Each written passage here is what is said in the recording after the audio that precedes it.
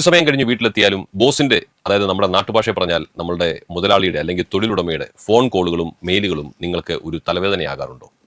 Office വിട്ടിറങ്ങിയാലും ജോലിയുടെ tension നിങ്ങളെ വിട്ടു മാറുന്നില്ലേ? എങ്കിൽ നിങ്ങൾക്ക് ഒരു സന്തോഷ വാർത്തയുണ്ട്. പാർലമെന്റിൽ ഇതാ പുതിയൊരു ബില്ല് വന്നിരിക്കുകയാണ്. റൈറ്റ് ടു ഡിസ്കണക്ട് ബിൽ എന്നാണ് ആ ബില്ലിന്റെ പേര്. വെള്ളിയാഴ്ച ലോക്സഭയിൽ NCPയുടെ MP ആയ സുപ്രിയ സുലെയാണ് റൈറ്റ് ടു ഡിസ്കണക്ട് ബിൽ 2025 എന്ന സ്വകാര്യ ബില്ല് അവതരിപ്പിച്ചിരിക്കുന്നത്. ഈ ബില്ലിനെ കുറിച്ച് പഠിച്ചപ്പോൾ ആത്മാർത്ഥമായിട്ട് പറഞ്ഞാൽ എനിക്ക് വളരെ സന്തോഷം തോന്നി.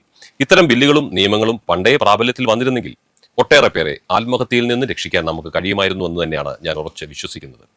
കാരണം പലർക്കും തൊഴിലിടങ്ങൾ എന്ന് പറയുന്നത് അടിമപ്പണി ചെയ്യുന്ന ഇടങ്ങളാണ്. ഒരു ജോലിയുടെ വേതനം എന്ന് പറയുന്നത് ഒരിക്കലും മുതലാളി തരുന്ന ഔദാര്യമല്ല, ആ ജോലി ചെയ്തവന്റെ അവകാശമാണ്. അതെപ്പോഴും ഓർമ്മയിലുണ്ടായിരിക്കണം. പോട്ടെ, നമുക്കിനി ആ ബില്ലിനെ കുറിച്ച് ഒന്ന് ചിന്തിക്കാം. എന്താണ് ഈ ബില്ലിന്റെ ഗുണം എന്നല്ലേ നിങ്ങളുടെ ചോദ്യം? വളരെ ലളിതം.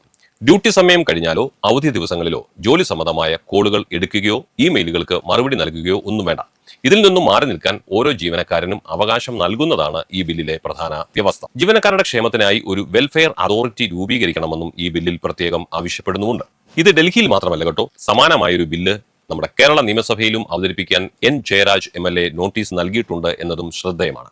സാധാരണയായി MP മാർ അവതരിപ്പിക്കുന്ന ഇത്തരം സ്വകാര്യ ബില്ലുകൾ സർക്കാർ മറുപടി നൽകിയ ശേഷം പിൻവലിക്കുകയാണ് പതിവ്.